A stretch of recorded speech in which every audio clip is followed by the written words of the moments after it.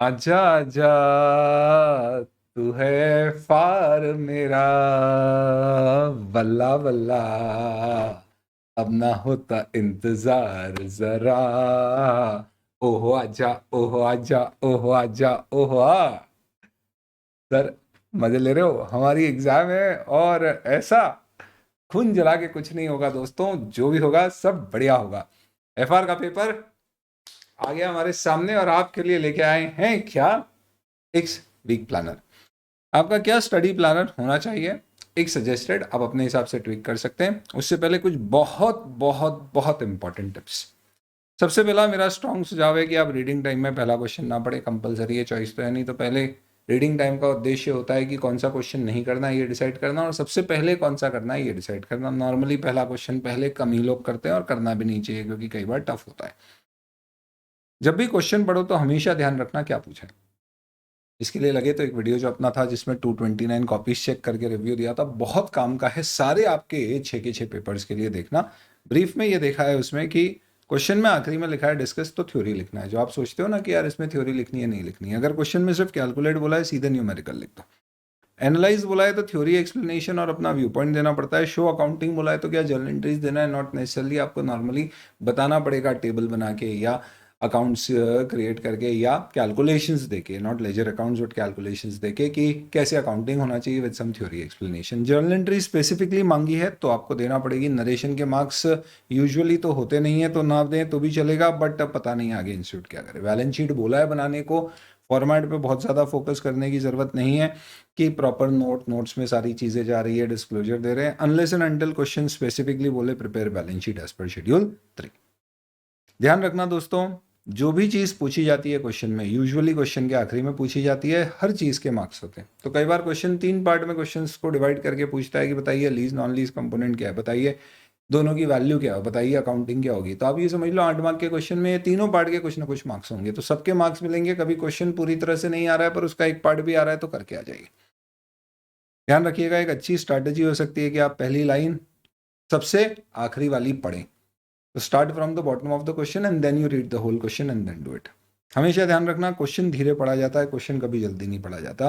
Answer फटाफट लिखे जाते हैं। आंसर लिखते समय खूब जगह रखना, बाद में हम ट्रीज प्लांट कर देंगे तो पेड़ों को हम वहां पर बचा लेंगे या बढ़ा लेंगे, पर अभी आप जगह रखिएगा ताकि बीच में कहीं कोई एडजस्टमेंट करना हो, पर्याप्त जगह। और नॉर्मली देखा है कि अगर पास पास चीज़ें ज़्यादा लिखते हैं हम तो उसमें होता ये है नॉर्मली कि बाद में कोई एडजस्टमेंट करना होता है तो क्लरिकल मिस्टेक्स होने की चांसेस बढ़ जाती है। कैलकुलेशन करो, वर्किंग नोट के पार्ट से दिखाओ, उसके मार्क्स होते हैं। ध्यान रखना, वर्किंग नोट्स का फॉर्मेट इंपॉर्टेंट नहीं होता है, उसमें जो आपके फिगर्स आ रहे हैं वो मैच होना चाहिए। एमसीक्यूज क्योंकि आ चुके हैं तो सुझाव तो यही होगा कि शुरू के 1 घंटे में आप एमसीक्यू कर लो। सबसे पहले एमसीक्यू करो, बहुत बढ़िया स्ट्रैटेजी है। नहीं आ रहे हैं तो एक बार क्या है उससे आप करके आश्वस्त हो जाओगे कि चलो मेरा इतना पेपर तो ग्रिप में आ गया। नहीं करना है तो आप 1 या 2 क्वेश्चन ट्राई करके कर लें, पर पहले 1 घंटे में डेफिनेटली शुरू कर दें। इन एनी केस एमसीक्यू को लास्ट 1 आवर के लिए मत रखना, क्योंकि आपका इससे एक बड़ा पोर्शन कवर हो जाएगा। एमसीक्यू सॉल्व करने में 30 टू 45 मिनट्स लग सकते हैं, आइडियल टाइम 40 मिनट्स का होना चाहिए। बचे हुए टाइम में आपको पूरा पेपर करना है। आखिरी में 5 मिनट रिव्यू के लिए रखना ही रखना है। गारंटी है मेरी कि आखिरी में तुम 2 मिनट भी अगर रिव्यू के दोगे, तुमको कम से कम 1 या 9 गलतियां ऐसी मिलेगी जो तुम सही करोगे और तुमको लगेगा कि हाँ यार इससे मेरे कम से कम 1-2 मार्क्स जो अदरवाइज कट जाते मिनिमम, वो बच गए। ध्यान रखिएगा, राउंडिंग ऑफ में आपको प्रॉब्लम आती है। अगर एफआर में तो क्या नियम है, अगर डिस्काउंटिंग रेट्स दिए हैं क्वेश्चन में तो आप वही लेंगे। इसमें भी जो डिस्काउंटिंग रेट दिए हैं उसमें लास्ट ईयर में राउंडिंग ऑफ की जरूरत पड़ेगी। उसे करना और बताना कि आखिरी में इंटरेस्ट में राउंडिंग ऑफ आपने कितने रुपए की है। अगर डिस्काउंट रेट नहीं दिया है आपको तो आप कैलकुलेटर पे जितने डेसिमल्स होते हैं ना पूरे लेके कैलकुलेट करके फिगर निकाल लीजिए। लेकिन अगर आपको कैलकुलेशन डिस्क्लोज भी करना है, यानी सिर्फ वर्किंग का पार्ट नहीं है, तो फिर कम से कम 4 डेसिमल लें, 4 ठीक होगा। इंटरेस्ट रेट अगर निकालना है, इफेक्टिव इंटरेस्ट रेट वगैरह, तो 2 डेसिमल तक निकालें। कोई भी एम्बिगुअस क्वेश्चन है तो मोस्ट लाइकली अजम्पशन लीजिए उसका, ना कि out of the box assumption जो कि अपने आप में एक स्ट्रेंज है। जो मोस्ट लाइकली लग रहा है वो ले लीजिए और अल्टरनेट आंसर लिख सकते हो। सबसे अच्छी बात है या एमसीक्यू हो या डिस्क्रिप्टिव, कहीं नेगेटिव मार्क नहीं है। तो अगर आपने एक आंसर लिख दिया और एक ऑल्टरनेटिव आंसर लिख दिया और कभी वो सही निकला तो उसके मार्क्स मिलेंगे, पर जो शुरू में आपने गलत लिखा है उसके मार्क्स कटेंगे नहीं, नहीं मिलेंगे, पर बाद में सही लिखने के मिल जाएंगे। तो ये स्ट्रैटेजी फॉलो कर सकते हैं। चलिए अब आ जाते हैं अपन प्लानर पे। क्या करना चाहिए आपको? आपको कम से कम 5 पूरे दिन तो चाहिए दोस्त एफआर के लिए।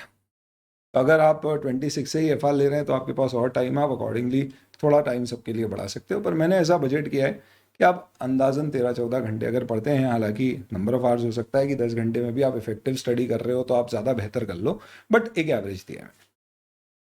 आइडियली आपको शुरू शेड्यूल 3, इंड AS 1 और फाइनेंशियल इंस्ट्रूमेंट से करना चाहिए। बढ़िया रिवीजन वीडियो आपके साथ शेयर किया।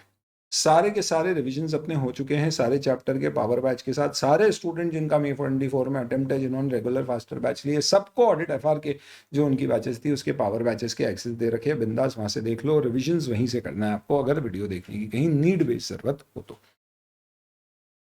इसके अलावा 6 घंटे कोई दूसरे टॉपिक के आपके चैप्टर के बाकी हैं, सब्जेक्ट के बाकी हैं तो आप देख सकते हो। अगले दिन CFS उठा लीजिए, 7 घंटे दे दीजिए दूसरा सब्जेक्ट। उसके अगले दिन फिर बिजनेस कॉम्बिनेशन और शेयर बेस्ड पेमेंट 7 घंटे, जिसमें कंसोलिडेशन का स्पिल ओवर भी आ सकता है। और उसके साथ में असेट वाले स्टैंडर्ड जो बहुत भारी नहीं होंगे, हल्के फुल्के बट नंबर्स सारे। बाद में इंड AS 115, 116। तो मैंने कैसा प्लान बनाया कि जो जो इंपॉर्टेंट चीज़ें वो पहले होती जाएगी तो आपका एक क्या होते जाएगा, एक कवरेज स्ट्रांग होती जाएगी। तो इनकेस कभी आपका टाइम कम ज़्यादा हुआ, कुछ हुआ, तो आपके पास एक बैकअप रहेगा कि आपके इंपॉर्टेंट टॉपिक्स पहले हो गए। एंड देन थोड़े से लेस इंपॉर्टेंट इसके साथ, क्योंकि ये हैवी रहेगा। देन आपको डिस्क्लोजर वाले या अदर स्टैंडर्ड सारे 30 अप्रैल को देखना है। ये बहुत सारे स्टैंडर्ड्स होंगे, इसलिए यहाँ पे थोड़ा सा आपको टफ पड़ेगा।